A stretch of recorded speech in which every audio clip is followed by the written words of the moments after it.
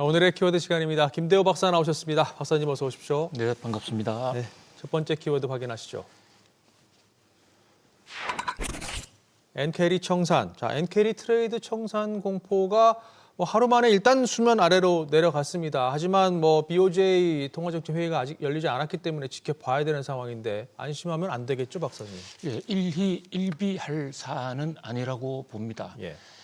자, 이 일본의 금리 인상으로서의 대전환, 이것은 통화 정책에 있어서의 사실 코페르니쿠스적 변화다라고 볼 수도 있습니다. 일본이 저금리로 시작이 된 게 90년대 후반이거든요. 네. 중후반입니다. 그러니까 거의 30년 동안 마이너스 금리 또 제로 금리 오랫동안 사실 비정상적인 초저금리를 유지를 해왔습니다. 그 과정에서 일본에서 사는 사람들, 자 지금 그래픽 표 한번 보시면요, 저 연도별로 일본 은행의 기준금리 추이를 놓고 보면 2016년부터 2023년까지는 계속해서 마이너스 금리였습니다. 예. 또 그 앞으로 올라가면 2009년부터 2015년도 0에서 0.1%. 이것도 사실상 제로 금리라고 볼 수가 있고요. 자, 이 당시에 일본의 니케이 지수 8,000 정도 선까지 떨어졌더랬는데 네. 지금은 니케이 지수 5만을 지금 돌파를 눈앞에 두고 있지 않습니까? 예. 자, 오른쪽에 2024년 3월 달부터 플러스 0.1로 돌파했는데 이것도 사실상 제로 금리이기 때문에 미국의 일본의 금리가 정상화되기 시작한 것은 2024년 7월부터다. 그때 0.25로 올렸는데 그 당시에 엔캐리 청산의 폭풍이 있었습니다. 근데 그것도요, 한 달쯤 지나서부터 발생했어요. 예. 한참 생각해 보다가 이제 일본 금리 올라가는구나. 이래서 와타나베 부인들이 일괄적으로 돌아오기 시작했고, 그리고 2025년 1월 달에 0.5% 금리를 올렸습니다. 이때는 엔캐리 트레이드가 또 없었어요. 왜냐하면 2025년 1월 달에 0.5% 금리를 올릴 때는 당분간 금리를 추가로는 인상하지 않을 것이다. 이래서 작년 1월 달과 재작년 7월 달은 같이 금리를 올렸는데도 조금 다른 양상을 보였습니다. 이번에 만약에 12월 달에 금리를 올린다면 0.75가 될 것이고요. 물론 금리 인상은 정해지지 않았습니다. 금리 인상하지 않고 조금 매파적 신호 내는 것으로 유보했다가 내년에 금리를 올릴 수도 있습니다. 네. 일본 그만큼 굉장히 신중한 거죠. 30년 동안 잃어버린 30년으로서 일본 경제가 정말 무너질 때까지 끝없이 디플레 나락으로 빠졌던 경험이 있기 때문에 한꺼번에 이렇게 금리를 올리는 것에 대한 부담, 공포 이런 것은 일본 사람들에게 상당히 지금 뼛속까지 박혀 있고 그래서 굉장히 조심을 하는 모양새입니다. 예. 자, 그런데 이 대목에서 다만 엔캐리 청산이 오느냐 안 오느냐 이런 어떤 일회성 이벤트보다도 일본 경제가 구조적으로 바뀌고 있다. 자, 지금 이번에 일본 금리 인상은 사실상 일본이 원한 것이라기보다는 스캇 베센트 미국 재무장관의 압력에 의한 것이다. 그런 관점에서 볼 때 미국 경제에 오히려 일본의 금리 인상이 유리하다.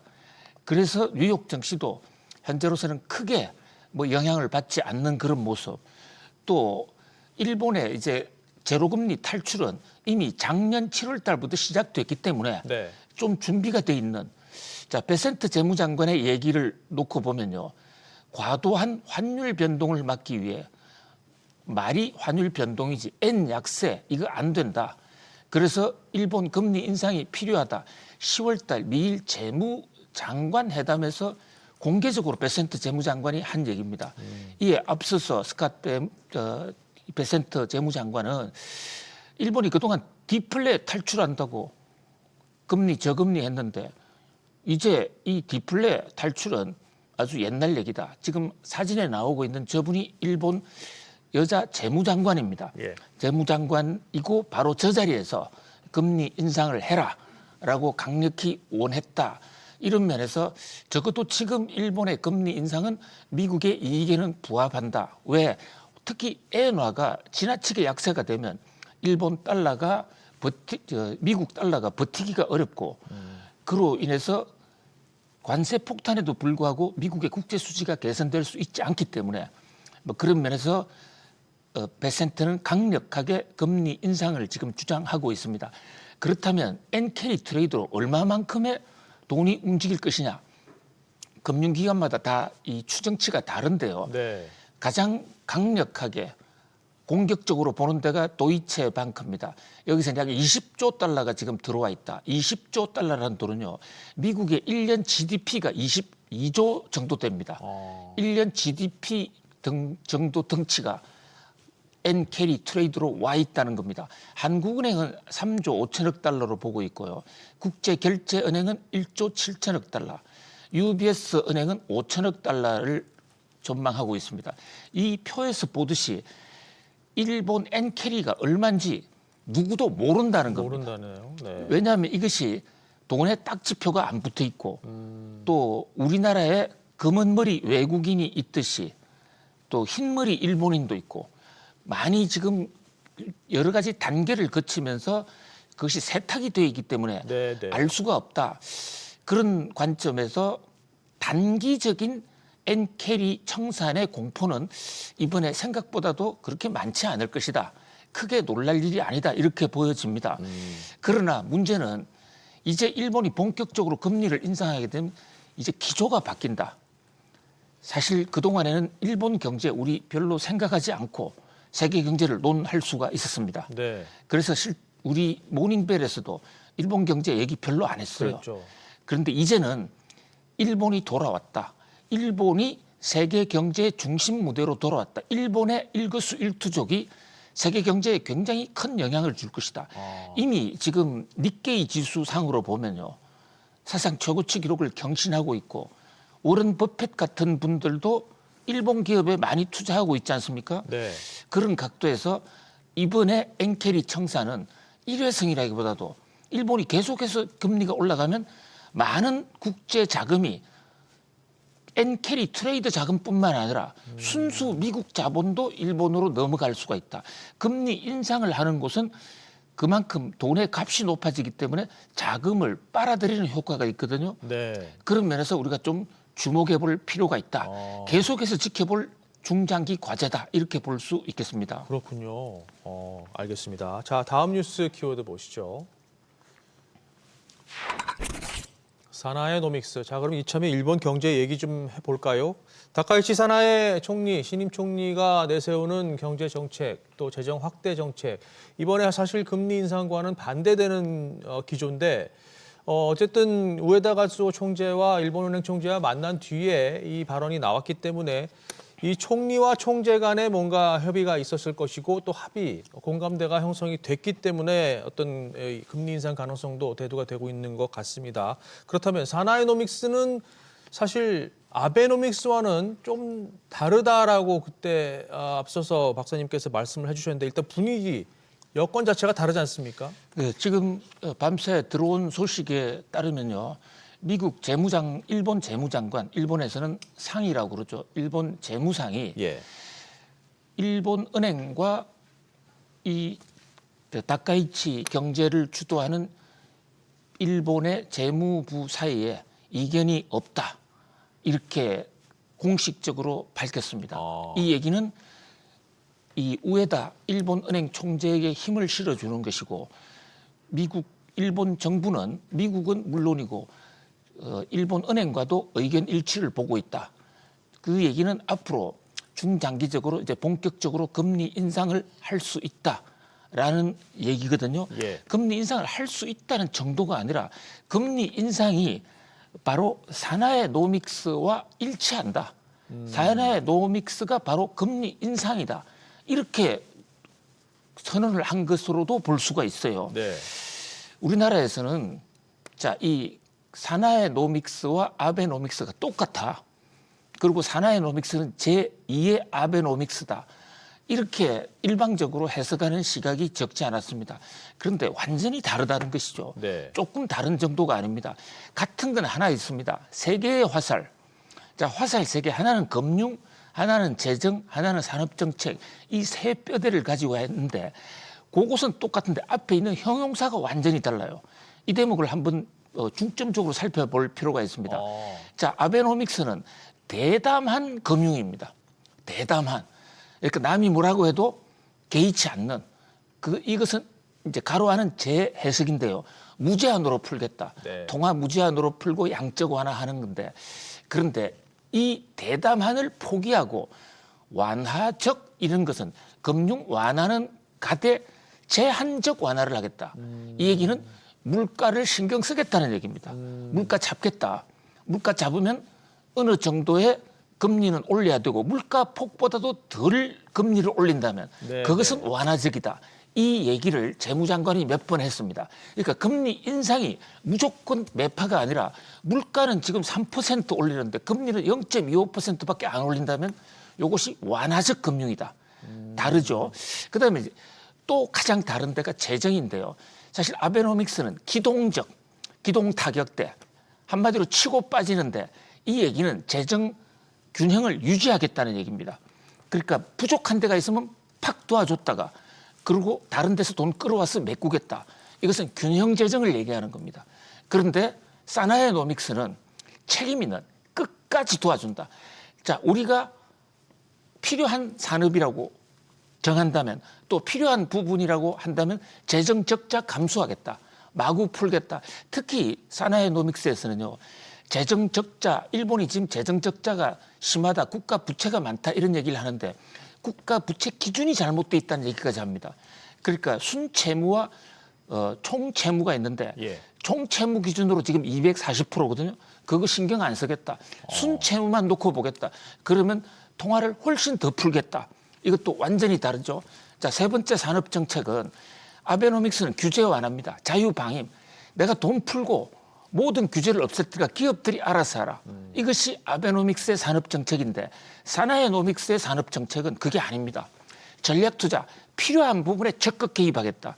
그래서 벌써 17개 산업을 중점 육성 산업으로 지정했습니다. 거기에 대해서는 적극 끝까지 지원하겠다. 이런 얘기거든요. 네. 완전히 다르지 않습니까? 그런데 세계의 화살이라는 표현만 나오니까 이 대목에서 우리는 아베노믹스와 사나에노믹스가 같아. 예. 이렇게 해석했지만 이번 금리 인상을 통해서 확연하게 다른 게 구분이 됐고요. 자, 이름이 왜 다이치노믹스가 아니고 사나에노믹스냐? 이것도 좀 이상하지 않아요? 그러니까요. 자, 아베는 자기 성씨에서 따왔어요. 그렇죠. 그 사나에노믹스도 사실 다카이치로 다카이치 노믹스가 돼야 되는데 네. 자, 그 다카이치 사나에란 이분이 결혼을 30대 초반에 국회의원하고 결혼을 했는데요. 결혼을 하면서 이름을 바꿨어요. 일본에서는 결혼을 하면 남편 이름으로 바꿉니다. 네. 그래서 야마모토 사나에가 됐어요. 그러니까 국회의원 출마할 때 본인이 한동안 야마모토 의원으로 출마한 거예요. 일본 사람들은 다카이치 하면 잘 몰라요.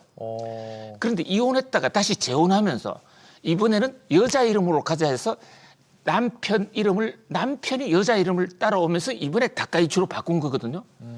그런데 한 번도 바뀌지 않은 것은 사나에라고요. 아하. 그래서 본인은 사나에라는 말을 자기의 정체성을 얘기하는 자기를 다카이치로 부르지 말아주세요. 예. 사나에로 불러주세요. 그래서 이 다카이치 경제정책도 사나에 노믹스다. 이것은 이 다카이치가 공식적으로 기자들에게 부탁한 얘기이기도 합니다. 그렇군요. 유익한 내용까지 더 곁들여 주셨습니다. 자, 다음 뉴스 키워드로 넘어가겠습니다. 사라진 김범석, 쿠팡 사태 지금 뭐 일파만파로 충격이 퍼지고 있는데 창업자죠. 김범석 씨는 뒤에 숨어서 지금 나오질 않고 있습니다. 이번에도 책임론이 불거지는데 뭐 말도 안 하고 어디 있는지도 모르고 어떻게 해야 되겠습니까? 예, 이 김범석 씨 이분이 단순한 창업자가 아닙니다. 지금도 실질적인 경영의 실세입니다. 예. 자, 이분 1978년생 서울에서 태어났고요. 아버지가 현대건설 직원이었다는 그 외에는 지금 밝히고 있지 않아요. 어쨌든 하버드 정치학과 다니다가 이후 MBA를 중퇴했고 보스팅 컨설팅에 있다가 거기서 손정희로부터, 그러니까 일본 한국계 일본인 손정희 회장으로부터 자금을 받아서 한국에 쿠팡을 세웁니다. 부인은 대만계예요. 본인은 스스로 한국 사람임을 거부하고 있는 이런 상황인데, 자, 국적이 어디냐 이것은 별로 중요하지 않고요. 현재 지금 미국에 세워놓고 있는 쿠팡 인코퍼레이션이라는 회사가 한국 쿠팡의 얼개권을 74%를 장악하고 있습니다. 이 얘기는 김범석 회장이 운영하고 있잖아요. 네. 자, 지금 한국에서 보도자료 하나 내려고 해도 미국의 쿠팡 INC의 허락이 없으면 보도자료도 못 내요. 뭐 그렇다고 보면 최고 책임자인데 최고 책임자가 숨어 있다? 이것은 전공법이 아니다. 이렇게 보여집니다. 자, 지금 소프트뱅크가 사실 최대 주주는 손정희, 자, 두 분 다 우리나라 교포들인데 네. 이 손정희 회장의 지분이 15.9인데 왜 의결권이 없느냐? 이른바 차등 의결권을 해서 이 그 벤처 기업에 허용을 하는, 미국에서 이것을 허용하니까 의결권을 김범석 씨한테 다 몰아준 겁니다. 그런데 자, 이분이 미국서는요, 백악관 회담에도 가고 트럼프 취임할 때 100만 달러 기부하고 굉장히 활발한 활동을 하는데 한국에는 아예 자취를 감추고 있습니다. 그러니까요. 이번 기회에 계속 이런 식으로 하다가는 결국 국민적인 사랑까지 다 잃지 않을까. JP 모간이 이번 사태와 관련해서 쿠팡 이번 사건 터져도 별 걱정 없다. 사업 영향 제한적이다. 두 가지 이유를 댔습니다. 자, 한국의 쿠팡이 독점이기 때문에 쿠팡 아니면 한국 사람 다른 데 갈 거 없어. 갈 수 없어. 그런 자신감, 이런 자신감 때문에 뭐 김범석 회장이 사라져도 대한민국 국민은 이미 쿠팡의 노예가 되어 있다. 뭐 이런 얘기. 그다음에 또 하나 JP 모간의 한국에 대한 저주. 자, 한국 사람들은요, 해킹 정보 털리는 게 일과성 매일 있는 일이기 때문에 별거 아니다. 이런 얘기까지 하고 있는데 이것은 우리 국민들이 이 대처를 적극적으로 하지 않은 데에 대한 하나의 조롱 아니겠습니까? 네. 화가 납니다. 자, 오늘 마지막 뉴스 키워드 보시죠. 테슬라 공매도. 자, 마이클 버리, AI 거품의 트리거 역할을 했던 마이클 버리가 이번엔 테슬라를 타깃으로 삼았습니다. 이건 어떻게 봐야 될까요? 예, 마이클 버리가 다시 돌아왔습니다. 아니, 떠나지 않았었어요. 지난번에 그 공매도 하는 회사를 등록을 폐지한 것은 공시 의무를 저버리기 위한 것이지, 보다 더 공격적으로 일하기 위해서 마이클 버리가 작전상 후퇴를 한 것인데, 이번에 테슬라를 겨냥했습니다. 원래 테스라를 한번 겨냥했다가 마이클 버리가 졌었어요. 네. 그러니까 공매도가 나왔다고 테슬라가 반드시 무너지는 것은 아닙니다. 오히려 공매도 했다가 주가가 오르면 숏 카버링을 해야 되니까 주가가 더 오를 수도 있는데, 어쨌든 마이클 버리의 이 공매도, 현재 주가가 너무 높다. 특히 그 여러 가지 밸류에이션이 너무 높다. 특히 이번에 테슬라 공격은 이 머스크에게 너무 돈을 많이 몰아준다. 이런 얘기를 한 것이거든요. 예. 이 대목 한번 살펴볼 필요는 있겠습니다. 알겠습니다. 자, 오늘 짚어본 뉴스 키워드 다시 한번 보시죠. 엔캐리 청산, 사나에노믹스, 사라진 김범석, 그리고 테슬라 공매도 이렇게 짚어봤습니다. 박사님 오늘도 잘 들었습니다. 고맙습니다. 감사합니다.